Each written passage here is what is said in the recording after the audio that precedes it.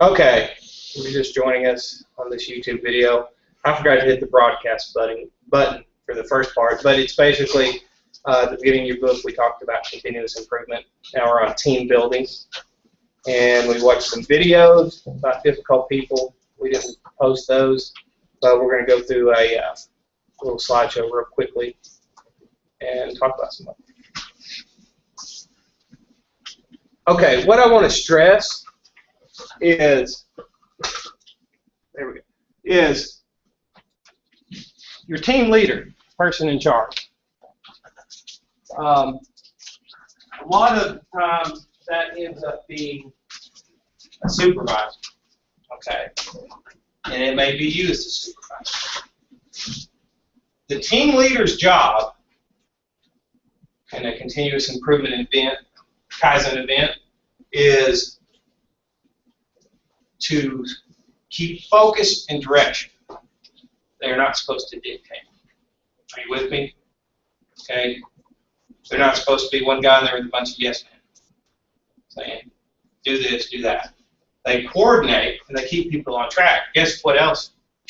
Whose job it is if you're a team coordinator? It's to deal with all these difficult people. That's part of your job. You're like, well, let me give you an example. You run interference. You know, I did service work and stuff, and sometimes I would have to call in another person because I had, is it fixed yet? How long is it going to be until you get it fixed? Is it broken? And I'm trying to troubleshoot a system. So I would actually call in my boss or somebody else, and the whole purpose of calling them in was I'd say, I need interference. And they would come in and deal with those questions and deal with those people while I worked on the problem. Does that make sense? They run interference for the group. Okay? They head off all these negative people, hostile people, and complainers and stuff. That we watch the videos, you follow the guidelines. One thing, above all else, it's common sense, is you can't blow up. You can't lose your cool. No matter how, you know, aggressive they may get, the first thing they teach you in Supervisory 101 is don't lose your cool. Okay? At the end of the day, this is your job, right? You really want to take it home with you? There's nothing at your job worth getting that upset over. Even though we do, don't lose your cool. Because most of these situations between people get a lot worse when both of you lose your cool, right? If at least one person maintains their calm, then you know the other person's beating on a brick wall, and eventually they'll get tired of it. I'm not saying you roll over, okay? But I'm saying as a supervisor or team leader, you don't raise your voice, you don't yell, even if you didn't start it. You know, if it gets heated discussion, you say, all right, it's break time. We're going to go, or I think we need a chance to rethink this and calm down, and we'll reconvene tomorrow. And then you find that person that caused the problem and deal with it. Second part of being a supervisor is you don't call out people in front of somebody else. That's the worst thing you can do is call somebody out in front of the group. So these problems need to be dealt with one-on-one. You don't want to call anybody else because that embarrasses them. So anyway, we'll go on through this. There are some, you know, we see we've got ineffective contributor, okay? You know, short-sighted, compulsive, perfectionist. Basically, they're just a complainer, right? They just sit there, they offer no solutions. Collaborator, overcommitted, overinvolved, too global, opinionated, ineffective communicator. That kind of go back to where we watched the person who was always sniping, okay? Challenger, they always, no matter what ideal comes up, it must be considered. But these people basically say that, oh, that's bad. That'll never work, right? So they always challenge whatever somebody else says, which gets us nowhere, right? We want to positively discuss it. Then you have these people. These are like bumps on a frog. They don't do anything.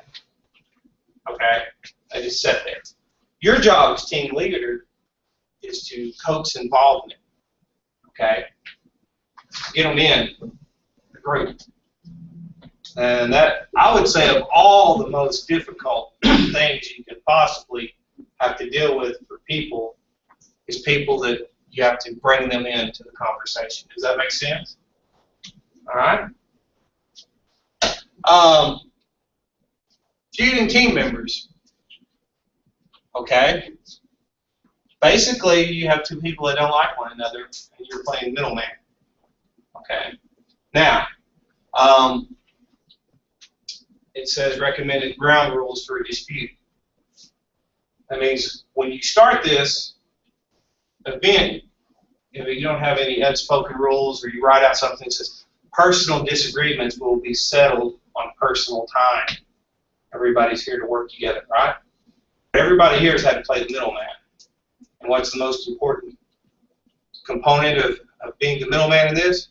Don't take sides, even if you agree with one of them. If you're the team leader, you're like a supervisor, you can't take sides, okay? Because then what you end up with is somebody, first of all, you make one person mad, the other person, oh, he's always on my side, I can get away with a little bit more, right? Then once again, you don't call it, you put a stop to it and say, we'll discuss this at a later time. Discuss it together. You don't discuss separately when you have a team conference. You bring it both together and say, what's going on? You know, let's fix it. Might even have to get HR. If they're doing that, then you need to call HR right there. They're having a fight. There are styles in handling conflict. We've just talked about those. When to be assertive. Well, when quick action is needed, you have to be assertive. If you have a very bad problem and you're hemorrhaging scrap and money, sometimes you have to be assertive. You don't be forceful. You don't be, hey, this is the way we're going to do it. You don't blow up. You say, we're going to have a quick action. We're going to set a deadline. We need to come up with an issue by tomorrow. That's your job as a facilitator. Okay? And then facilitators can still contribute to the team, but they don't dictate the answer to a problem, but they can set deadlines, right? Because sometimes if you have people brainstorming and have them in a group and they come up with all these ideas, just like, well, for example, you're playing simulations, right? You guys get together in a group and you're discussing it, and it'll lay it out this way or you'll lay it out that way, and then this will go on for a while, and I'll say, okay, we're calling time in such and such time, you're going to have your plan set and go. And why do I do that? So we can get out of here before, when class is supposed to end, right? We won't be here till 10 o'clock. So part of your job as a communicator is to set goals. Because if you set a goal and you set a timeline, then you'll stop a lot of that and get people on track. With me?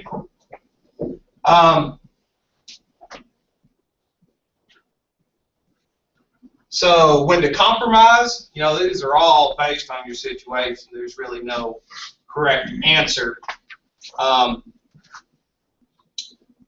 You know, if it's a really complex issue, it says temporary settlements are needed on complex issues, and that would kind of be like, okay, we're not getting anywhere. You're saying we ought to do this, and you're saying we ought to do this. Let's just compromise for now. We're going to have to revisit this later. Because if you don't want to get hung up on one issue for a whole event, all right, you want to keep things moving. Now, let me give you an example. You used a MAG, you know, we decided, all right, well, here's our problem. All right, your team facilitator, he goes, okay, you go collect data on the scrap data, right? I want to know what we waste in a day. Okay, you go to accounting and figure out how much that scrap is costing it, costing us coordinate with you two coordinate, give me a price. On a price per day we're losing. So we can take it to the upper management. That you see how you dictate. You don't tell people, I mean, you don't just tell people what to go to do, but you assign tasks and collect responses, okay? You're the person that takes care of those. If someone's not working in a team, they're not doing their job, you pull them aside, find out why they're not doing their job. Maybe they don't have time to do your event. Maybe you need to go talk to their boss because they have been assigned so much work that they can't work on this other stuff. Okay, and that comes back to commitment by management to allow these team members time to work on things, right? You have to have that time. Okay, you got to pay these people to work on it. You can't do it for free. All right, they're at work. You have to give them time to work on these projects. You can't expect them to do a regular production job and then work on these projects on the side. You have to give them time. Or pay them overtime, but you have to give them time in there to do that. And it may just be, you know, an hour a day. An hour a day, their duties are to this team event, and they can work on things. We all seen the emotions in that. Suspicion, fear, that comes to, you get people in there and we're like, we have this event to save all this money, to reduce all these people. I'm on a team to get rid of my job. Are you going to help? No. We talked about in Japan that when jobs are eliminated, those people that worked on those events that eliminated those jobs, they are not gotten rid of. They're either reassigned, or sometimes, if they're really good at it, that's their job. They're on events. They'll go work they'll assign them temporarily to a section, they'll work a little bit, and then they'll get on a team and try to fix that section, and they'll do that, and then they'll flip them over to another section. That makes sense? So it's the purpose of this, you have to reassure people that it's not to eliminate their jobs, because that comes up quite frequently.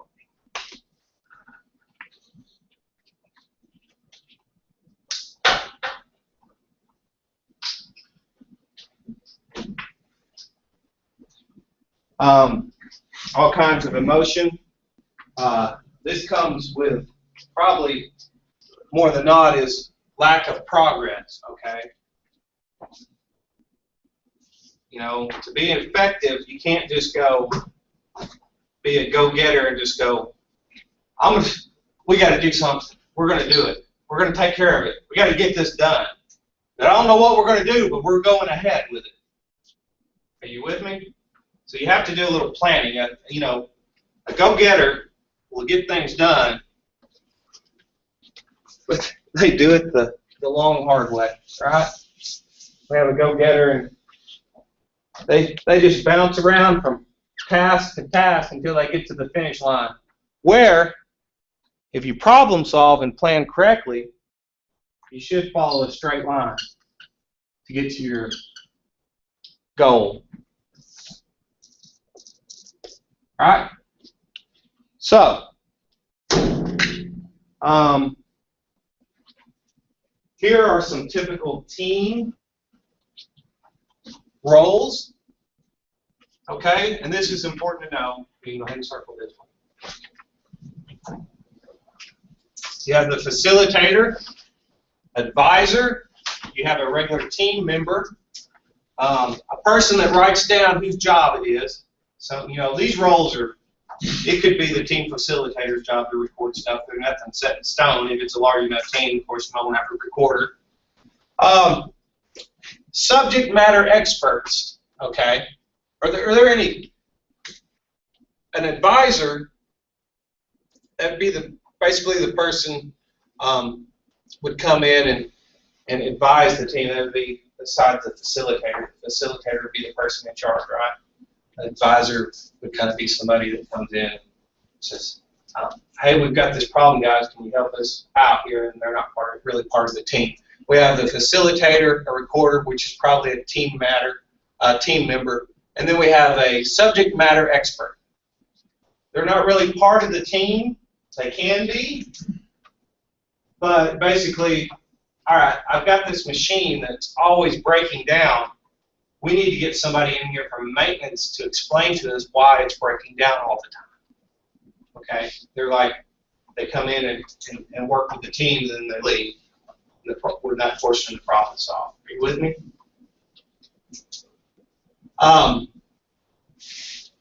So, talked about responsibilities, schedule, arrange meetings, prepares and distributes agenda, clarifies the team goals, make sure people stay on track, they are assigned, encourages, and maintains direction of discussion. All right? You can circle this one. This is important. Put a big circle around it. So, facilitator responsibilities are basically, they're the person steering. They don't know, let me use an analogy here. They steer the team, but they don't know where it's going to end up. Does that make sense? They keep people on track. Say we have a problem with line 1, they keep people focused on line 1, but because everybody's contributing ideas, they don't know what the solution is. All right? We're trying to work towards that together. But they keep people on track because you'll get people off on tangents really easy. All right? You'll get people, well, you know, on line 2 we do it this way. I think we go ahead and implement this on line 2. Well, we know we're not quite done with line 1. You know, that kind of deal. You want to keep them focused. Go ahead and circle that one. Make sure everybody's doing the job. Keeps management appraised of team progress. You know, the facilitator, he's the one that reports to his boss, right? He's usually a supervisor. You know, protect rights of members to express points of view. Okay, if you're going to get called out because you're going to blame, like, well, the reason we have scrap is we're really buying the cheapest material we can lay our hands on and it breaks. You can't, if you want people to be open and express those views, you can't have them called out and say, well, you can't have them called out because a purchasing agent would call them out and say, hey, don't tell me how to do my job. You know, you have to protect them. They're the buffer. Because these events can stir up people. They can stir up, right? Other people that are not in the teams, right? You're going to go out here and you're trying to find problems to solve, and you're looking for solutions, and you go tell somebody, well, we've talked it over, and the solution is you're buying the cheapest stuff you can lay your hands on. You know, and then you come back to old Joe, the purchasing agent. I've been buying this material from these people for the last 20 years. I'm not about to change right now. Well, nobody said you had to change, but that maybe you need to work with them to bring up their material quality, okay? So you have to reword things a little bit, you can't dictate. Critical thinking, all right? That means you make people think about what they're doing. You don't have yes men. And you don't have people assumptions like, we all went back, well, it's always third shift's fault because that's where all the screw-ups are, all right? I know some of you plants are on third shift and swing shift, so that's just a general there. I'm not saying if you're on night shift in here that you're a screw up. Important here to remain neutral. All right, you can't take sides, and we already talked about that. And we've all seen this before. Ask open-ended questions. Let's see. I have a good example.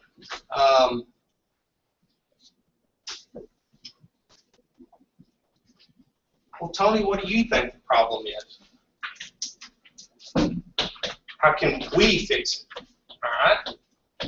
Not, Tony, I think the problem is this, and would you go fix it? Are you with me? Open-ended. Somebody asks you a question like, why we got so much scrap over here on process 1? I said, I don't know, team. Why do you think we have that much scrap on process 1? I think we should investigate that. Okay? You ask open-ended questions. Basically, you turn the question somebody asks you around into a challenge for them to go fix it, find out the answer for themselves. Does that make sense? You're not there to solve, you're to facilitate. You can help them, but it all basically goes back to that old saying, You know, you give a man a fish and he eats for a day. Teach a man to fish, he eats for a lifetime kind of deal. Phrase questions to encourage more responses. That goes back to open-ended questions. If you're vague, if somebody says, basically this is asking for data. If somebody says, well, so-and-so, or this is always going wrong on this machine, I said, well, can you show me examples of the broken product? Don't just tell me we're always breaking off tab A on our widget. You said, well, let's go look and see how many widgets have broken tab A. Maybe it is a problem we can fix easily. Redirect questions to the group. Keep everybody involved. This goes back to clams here. You got to encourage people to participate. Ask for different points of view.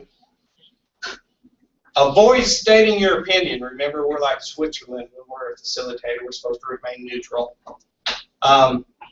Acknowledge people. People like to be acknowledged when they come up with a good idea.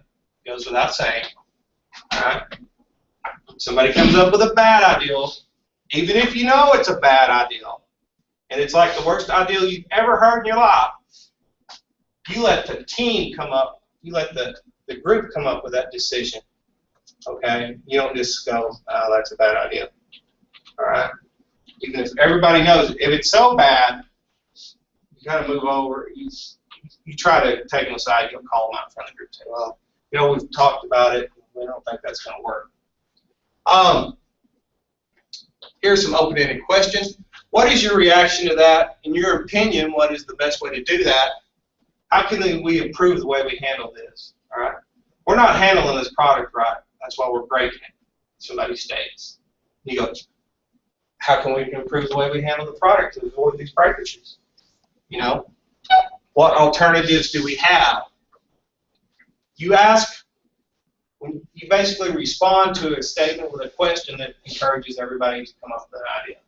That's the facilitator's responsibility. I like this.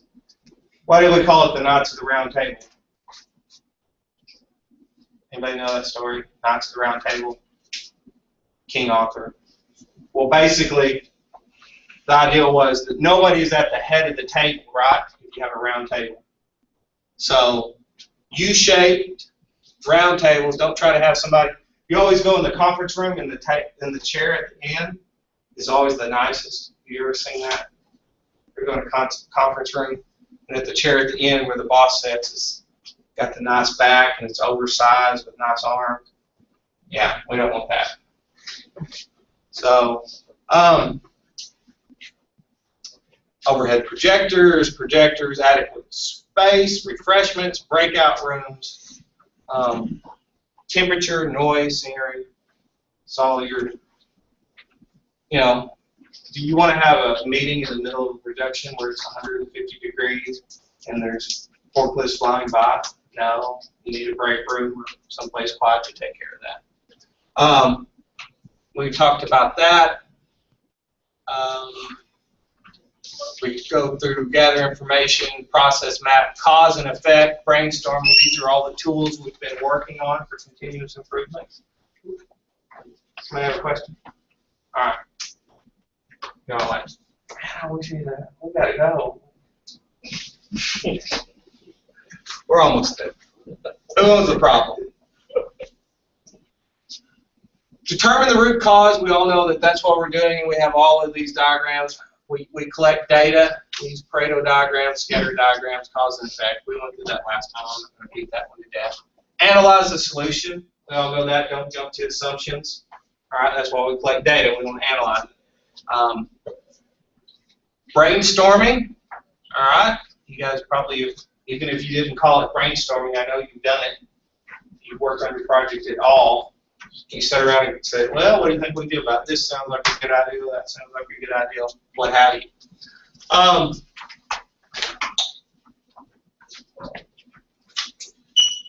All right, here's the hardest part.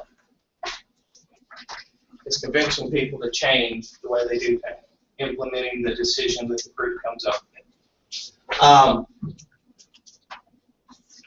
What you can do is you can break up a large project project into little things. You just, all right, we're going to work on this little piece. That's your job. We're going to work on this piece. That's your job. Estimate the amount of time for each task. If you don't set goals, you'll stagnate. Even if you don't meet the goal. I mean, how many production goals? What's the point of a production goal if you meet it every day, right? It's not a goal. All right. I want to be the highest person at Super Mario Brothers. I want to get the highest score. Well, your high score is one you achieve every day. It's not the high score, right? You always want to have a goal that is hard to obtain. And we all know with production goals, once you obtain them, they go up, right? Otherwise, they're not a goal anymore. Incentives. People work better on tasks if they have input. That means if you want to get people involved, these team members need to be the operators. They don't need to be upper management over here having a team. They can't possibly help. Okay? The people doing the job, working on the line, they need to be part of it. Make sure they get credit for their ideas. Right? You've all seen those little boards where they post that says, so-and-so come up with this idea and say this percentage is scrap on line 1. And they put their picture right next to it. All right? You guys, any of you have that in your plan? Or doubt? Yeah, they do. And then somebody goes by there at night to write suck ass. I don't know. Yeah. I mean, they did save the money. Yeah.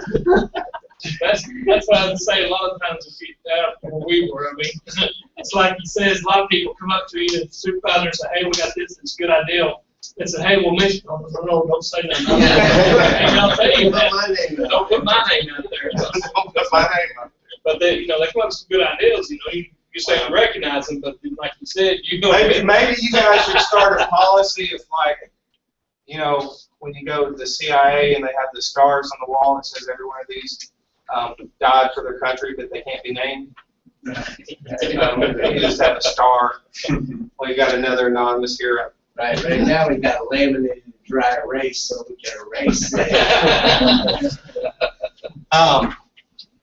Well, I've been telling you to use demand, that this is the Sheward cycle, but anyway, we're using demand. So, what's in it for me to do continuous improvement? Not much, just the job. Okay, that's the whole point of this exercise, and the whole reason most of you companies are sponsoring you to come here. It's to save them money. Okay, so full schedule. Part of just in time. Basically, you guys have been doing full scheduling already. That's when basically your stock is not your stock. It's just on hand, right? And so you fill out that little slip of paper. Forklift driver goes and pulls the stock you need and brings it back to you. All right. Some of you haven't been doing that, but you've still been setting up predefined stations where you've been pulling the stuff out of the main inventory. Remember I told you that the inventory is yours when it hits the table, so you've been making little storage bins and filling up your inventory with everything you need to make one widget.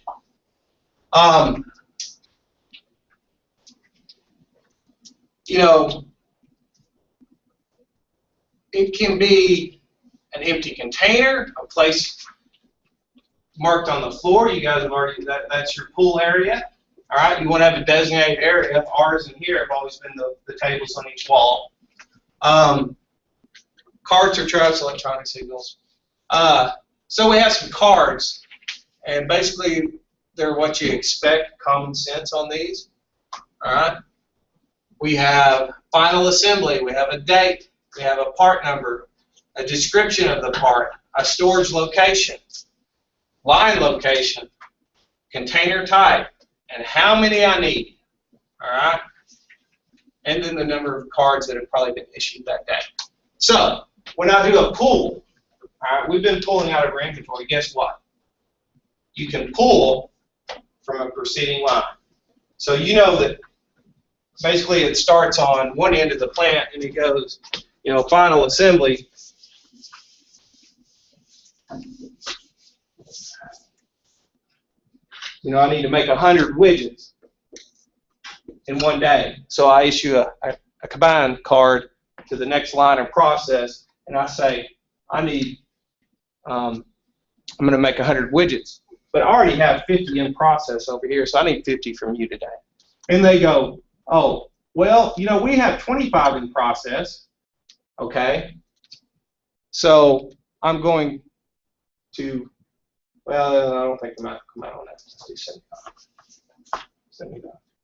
So I'm going to issue a pull card to the next line. This is line 1, and this is line 2. So I'm going to issue a pull card to line 3 and say, you know, I got 25 in stock. I need 50 from you guys today. That makes sense? So back and forth. Work in process can also be considered a pull system. And you would keep up with that scorecard with these little cards. Now, most of the time,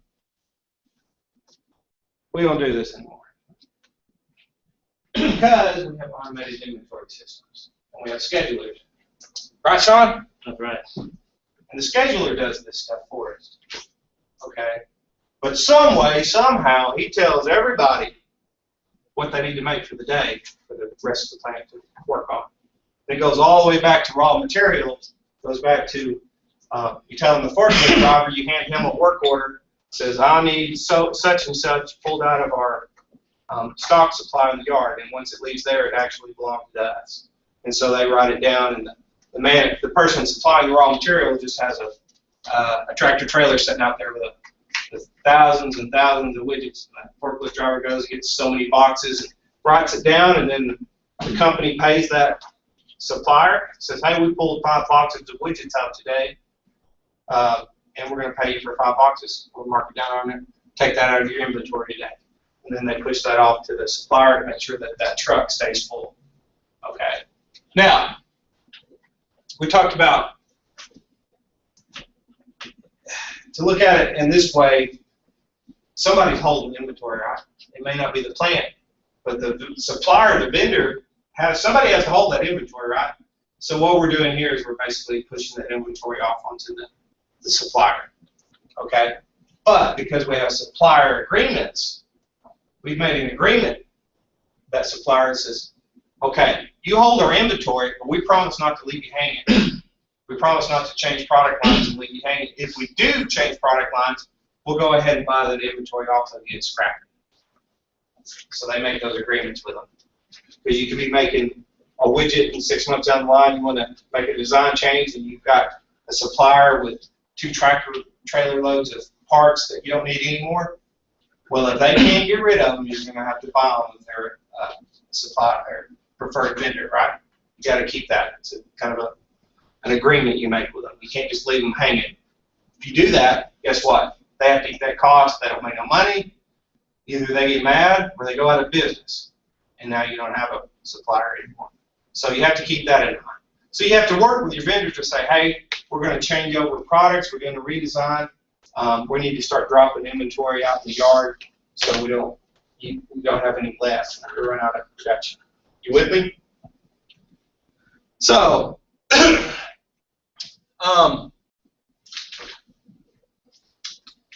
basically, we have a visual signal to replenish materials consumed in a lean production process via a flag, a work order, could be a little light. Operator says, I'm running low on parts, and he flips the light on. And it's somebody's job all day long to go around on a forklift to make sure everybody's parts are full. Okay, everybody's got what they need. And so we have a visual signal to let people know. I'm losing my voice for some reason today. Supermarket.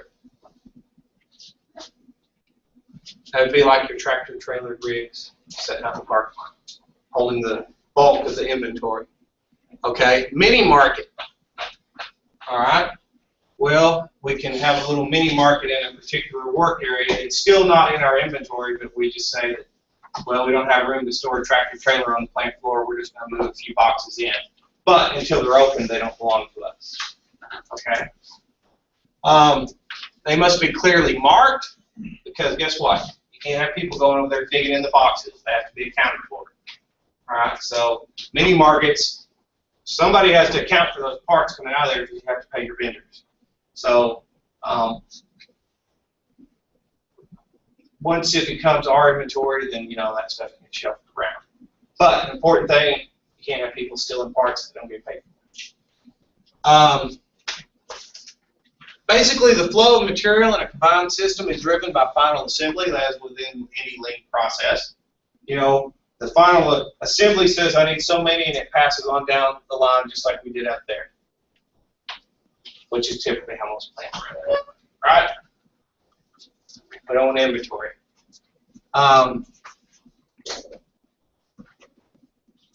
Basically, the gist of combine is right here. You can just circle that. That's all it is right there.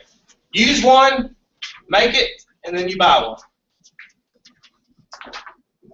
Use a part, use raw material, make a finished product, then you buy more material. That's it. Use what you need. If you have a plant that runs like this, basically, we just talked about that, every process draws only what they need from the preceding process. And they only make what they need, so nobody overproduces, right? No overproduced work in process. That's not to say that you don't have a little bit of playroom there as far as, maybe I want to keep, just in case I get a large rush, I keep 20 work in process at all times, or 100, or 1,000. That's dictated by your process. But you want to have I would say if your work in process is piling up in the floor and you're having to walk around, you probably have too much. All right, so there's a case-by-case basis how much you need to keep. One of the other rules is nothing is made or transported without a card, basically. And they always go with the parts. So most of your system that's done with scheduling, they got a pull order, and the pull order gets stuck on the pallet with the parts, and that follows it through the plant until it's used. Does that make sense? Just basically, it's your pull order spread out by the scheduler, the software. All the parts must be acceptable quality. Number of pull cards should increase or decrease seasonally or reflect demand. Oh, there we are. That's the end of your book, I think. Nope. No, I didn't go. All housekeeping. Sorry, I almost hit the wrong button on here. You were so excited. We're almost to the end of that. Housekeeping, you keep your storage areas picked up and accounted for. You don't push them off in the corner, part of 5S. Periodically, you audit how much stuff you got laying around. Do I really need all this spare parts? Maybe I've got too many on hand, and that helps the supplier, right? Because they don't want to be left holding the bag. Okay, that's what we're doing. We're letting somebody else hold their inventory. Okay, but we don't want to leave them holding the bag, so we've got to work together. Training, of course, you train people in the process of pulling inventory. You teach people not to walk in the plant or walking to the bank. You just can't go in the storeroom and grab a box of pins, can you? No, you got to sign that box of pins out. Even though by the end of the day, people have stolen 100 pins out of the teller, out of the drive-thru, you can't do it. All right, and you get on the foot, and you can't put them on chains either. That just doesn't. Some banks won't put stuff on chains because it seems like it's a psychological thing. Like, well, we're afraid you're going to steal from us, so we're going to put all our pins on a chain. All right. Oh, you just buy the cheapest pins you can find and just consider it cost of it. Continual training.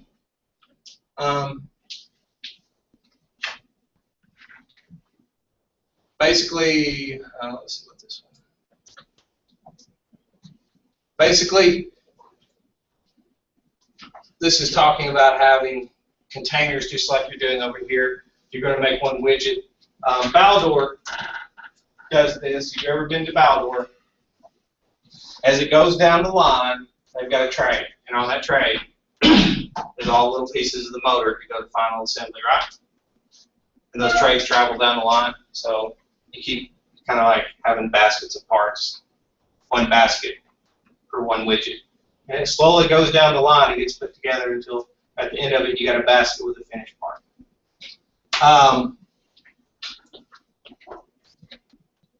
Material, forklift driver or somebody handling everything, make sure that all of these work orders go with the product and that they're not scattered out. There's nothing more, and this happens in every plant I've ever been, is all this stuff gets pushed to the side and people go, oh, I can't find that, let's just order some more, right? You're doing the screen project, right? All right, how many, stand up and tell us how many screens you got laying around. Thousands. Thousands of screens. You got more screens than windows, it doesn't make sense. Yes, definitely does not make sense.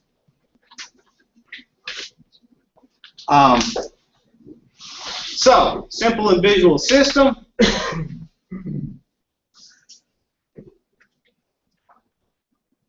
It basically says that, you know, parts move with a work order. You can't just go, basically you're telling people they just can't go grab stuff. And that this work order and parts and quantities has to follow to its end destination. Like I said, most of all of this is taken care of by software and schedulers anymore. If you don't have that convenience, you can do it in your own plant. All right, print up a little form. It doesn't have to be a card. It needs to be something that stands out. Most people would use a odd color paper. So when you look across and you see one purple paper lying on the ground, you go, oh no, we've lost it. All right, you don't want to use white paper. But you just print out where it's going, what it's supposed to be used for, the order number, and all of that, and keep it with it. So, benefits, inventory reduction. All right. We have just what we need to make what we need for that day. Now, we're at the end of the book, because this is just this. Remember? Okay, no more book. Let's go to the book. We'll take a break.